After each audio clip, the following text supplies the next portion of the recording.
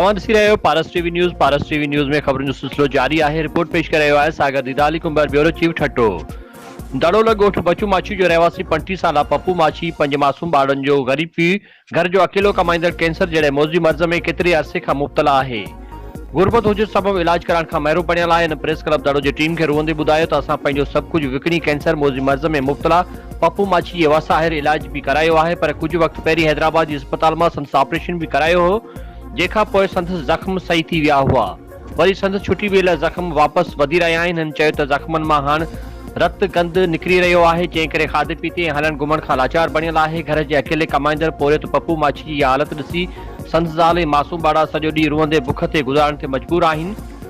हिननि रुअंदे press club Daro जे साफ़ियुनि सां ॻाल्हाईंदे चयो त चेयरमैन बिलावल भुट्टो ज़रदारी वज़ीर आला सिंध सिजावल ज़िले जे चूंडियल नुमाइंदनि ऐं सरहदी वारनि खां मुतालबो कयो आहे त असां ग़रीबनि जी मदद कई वञे। 5 मासूम ॿारनि जे ग़रीब पीउ ऐं घर जे अकेले कमाईंदड़ पप्पू माछी जो सरकारी ख़र्च ते इलाज करायो वञे। असां ग़रीबनि जी मालकी कई वञे।